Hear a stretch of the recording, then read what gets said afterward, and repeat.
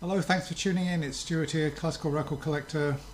I've been out buying in a charity shop and I want to show you what I've bought. Going to go through the records one at a time. I also filmed in the charity shop, so I'm going to upload that separately and do a commentary on it. It's an Oxfam charity shop that's quite good for classical records, and actually, surprisingly, the prices are not too bad. A lot of Oxfam shops are crazy on the prices, and you can't buy anything because the prices are just too silly. You might as well buy on eBay. You can get them cheaper on eBay and in better condition as well. But this particular Oxfam charity shop, well, it's been paying good dividends recently. So okay, well, let's go through them. First of all, this is what I bought. Quite a lot, and I got all these for just over 20 quid. All these records. Some were like £3, £4, £5 each, but they've also got a 3 for a pound section. So I found a lot of good records in the pound for a 3 for a pound. I didn't bother checking the condition on those because a 3 for a pound, I haven't really got time to check the condition. So I check them when I get back, and I found that they were virtually all in fairly good condition. One or two were not too good, but on the whole, I'm pleased. So anyway, let's just go through them then, shall we? So first of all, I got this record, Angel, Milstein, Tchaikovsky. Now this was released on Capitol, both in this country and in America. And here we are, we see it on Angel Stereo. Now Angel is the label, I believe, that EMI used to release their ASDs in America. And I'm not sure, but I don't know, either Capitol owned EMI or EMI owned Capitol, I'm not sure, but Capitol and EMI seem to have some kind of trading relationship. So yeah, there we see a Capitol recording in stereo appearing on Angel. Now, I've never really been too bothered about these Angels, but you know something, I played this one and I was quite surprised at how good the sound quality is. And there it is. I think it's probably USA pressed, I suppose it will be, yeah. Recorded in the USA, manufactured in the USA. Yeah, I was surprised at how good the recording quality is. The surface is relatively quiet, and I would like you to hear this. In fact, I'm probably going to record some of this and play it in another video.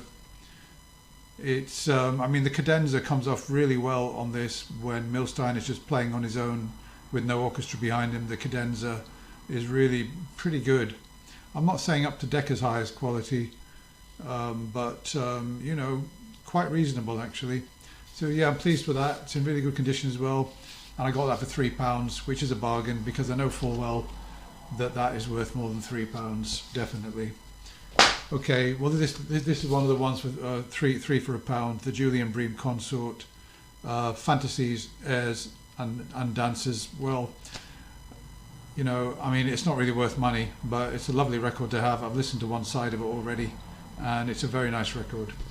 Sort of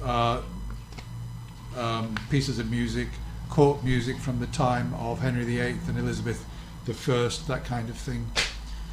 So okay, now this one is a bit of a disappointment. It's unusual. It's a Polish label, Musa, and unfortunately this is one record of a 2-record set. I think that this was connected like as a gatefold, and it's supposed to be Beethoven Symphony number 1 and number 9, and I've got the second record here, so I've got movements from the 9th Symphony, but I haven't got the 1st Symphony. So I'm a bit disappointed with that. It's Konwiczny conducting. So yeah, there's a label. I believe there's also a red label on this one. It's stereo. Oddly enough, the prefix is SXL 0134-135. So yeah, that's a Polish SXL.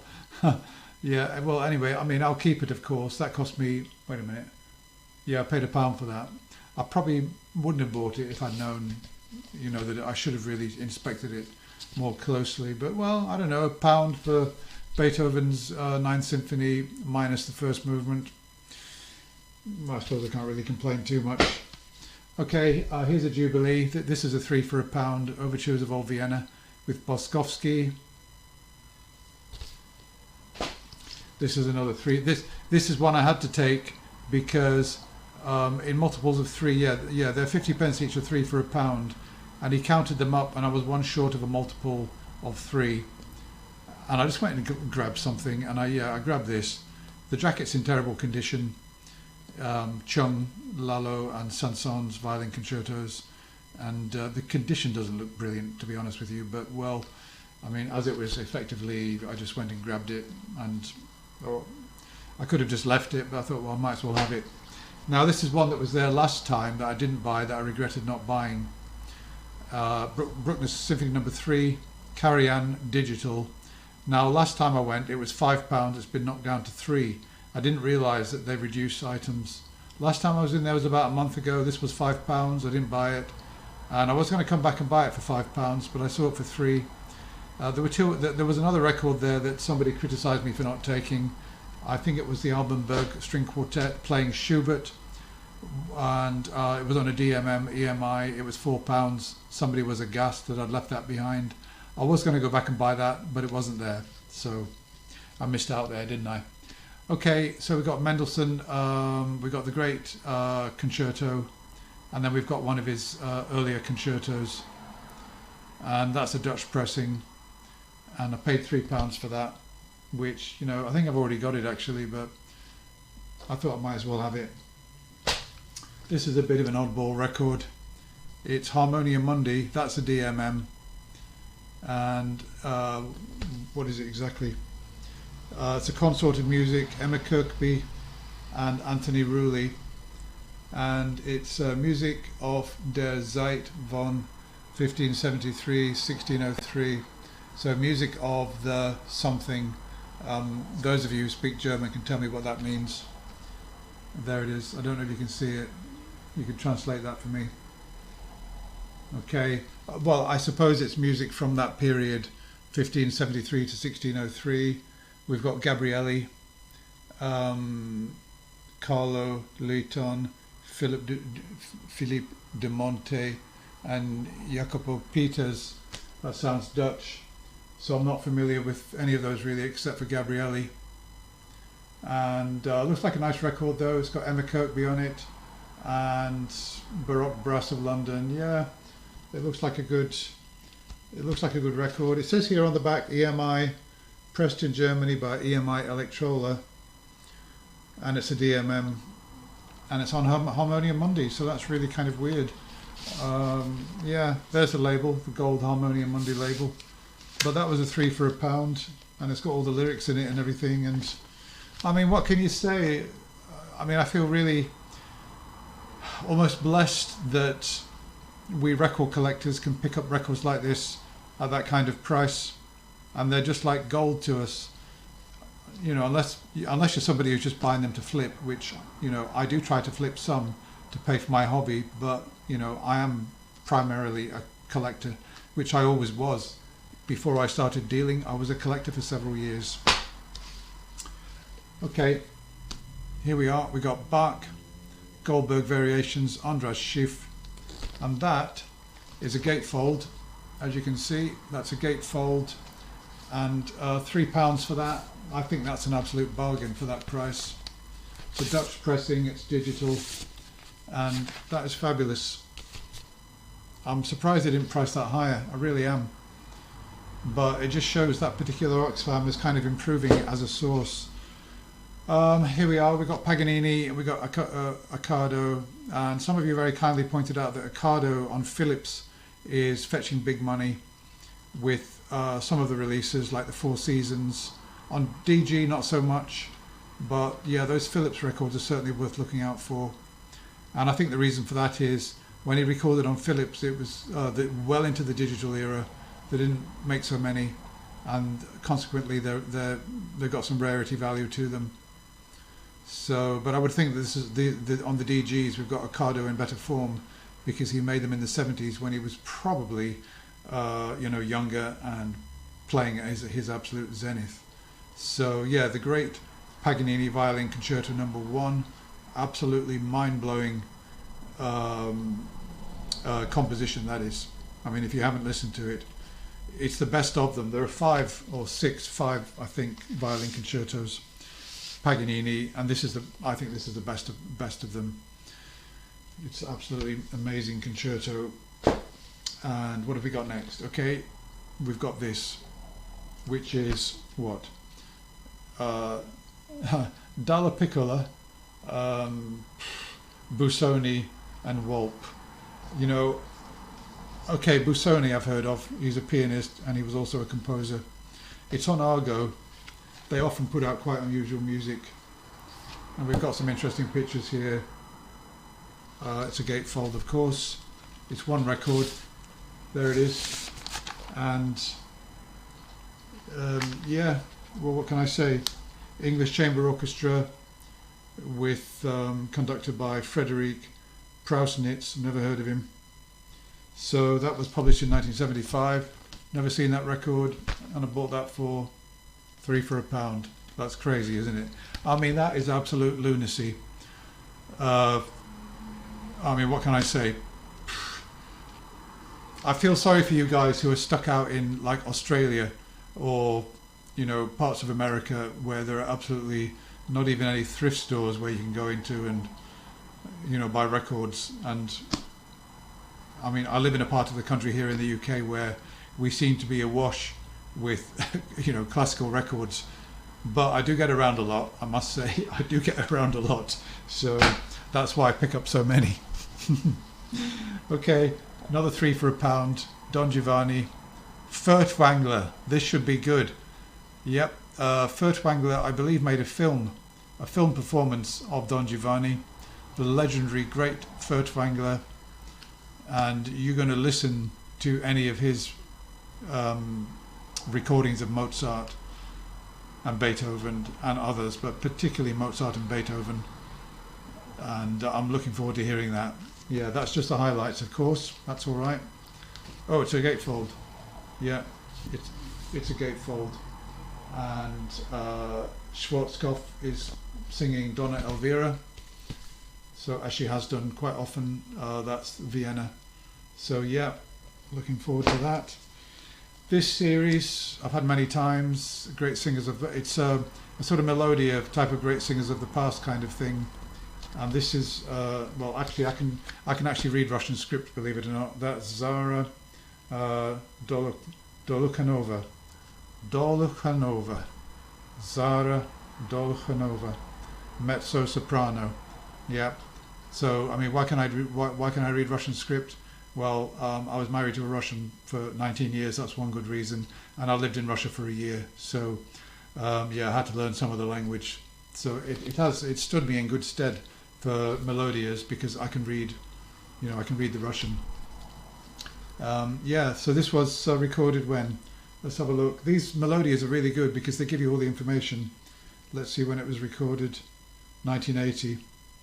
Yeah, oh, so that's not too much of a going too much into the past. And on that she's singing Mussorgsky, Tchaikovsky, Meyerbeer and Rossini. So, yeah, great. I'm pleased with that. Somebody mentioned that melodias sound really great, as good as like SXLs and SAXs at their best. I'm not too sure if I'd sort of quite go as far as that, but they do sound pretty good, melodias. Many have said it's because they were still using old valve recording equipment in the 60s and even into the 70s, and that's why they tend to be quite sought after. I haven't particularly noticed they fetch really high prices though. Okay, here we are, clarinet trios, the Beaux-Arts, the Brahms. So, I mean, I think that's a Dutch pressing. Happy with that. BIS, Wilhelm Peterson Berger. Don't know that composer, but what can I say? That was another £3 for £1.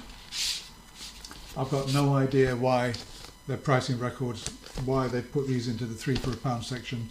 I'm speculating that maybe when they were going through eBay they couldn't find these and thought, oh, you know, if they can't find them, they're not worth much money. Actually, sometimes if you can't find something on eBay, it's because it's rare and it is worth money. But no, I mean, these aren't worth much. But I mean, I would have thought this would merit more than 33 1/3 pence. Okay, another one. Helen Donat. She's singing some arias from Mozart, the Magic Flute, Exultate Jubilate, excellent. I haven't got that. She's singing the great Exultate Jubilate K165 with the famous Hallelujah third movement. And if you don't know that, I suggest you go and listen to it on YouTube. So that is absolutely fabulous. And we've got Bizet Carmen, and we've got Engelbert Humperdinck, Hansel and Gretel. That is great. I'm really pleased with that. Okay, so we got Roussel. Somebody criticised me for not taking an Erato last time, and you know, no, I've got nothing against Erato. Good label, really good label. If I like the repertoire, in this case, I've gone for it because I mean it's one of the three for a it's Roussel, and I mean what can I say? Why is it £3 for £1? That's why is it in that section? Let's have a look at the condition. It must be scratched. Well, can't really see any scratches on it, so I don't know, but that's my good luck, isn't it? Okay, we've got another one from this series, which is the, what's this label called? Let's have a look. It's called Areola. Yeah, sorry, Areola, which sounds like a part of female anatomy, but I'm not going to comment on that. I think it must be a coincidence. So we've got Ralph Benazzi. It looks to me like sort of theatre and musical comedy type music, like Johann Strauss, Lehar, Kalman, that kind of thing. So yeah, pleased with that one. And we've got Margaret Price singing Schubert Lieder. This one pleased me a lot. Margaret Price, great soprano, great song, great leader singer. And yep, I'm pleased with that. Very pleased. I mean, somebody commented about jackets and saying they'd rather see a picture of the performer than, you know, like a sort of idyllic kind of pretty scene from a classical painting. And in this case, yes, I would like to see a picture of Margaret Price, maybe stood at the piano. You know, I think that would be great. But anyway, that's how they decided to do it. No, I was complaining about Stephen Bishop and how the fact that, you know, they close in on his face. You can count the pimples on his nose. It's crazy. So no, I don't like that. I'd rather see an idyllic countryside scene. Here we have Archiv. I hope you're still watching, you guys, but I've got so many records here to go through. So this is dance music from the time of Pretorius, which would be when? Okay, so we're looking at the 16th century. Yeah, we've got composers here I've never heard of. Erasmus Widman, Michael Pretorius, Johann Hermann Schein. Yeah, so that will be new for me. Finally, that's kind of interesting, on Chandos, Mary's Music, meaning Mary Queen of Scots, and that is the Scottish Early Music Consort. I think that's an interesting record, actually, quite historical. I mean, what's the connection with Mary Queen of Scots? There's information here about Mary Queen of Scots' early life. There's a portrait over there, of course, and yeah, so I mean that looks interesting. I can't really comment. It looks like sort of similar to that first record I showed you, which is from music from sort of Tudor times. So it's going to be that kind of thing. Okay, well that's it, you guys. Thank you very much for watching. I hope you enjoyed that, and I'm going to be now uploading the video that I did in that shop. It's only about 3 minutes long, but maybe you'll find it interesting. Okay, bye for now.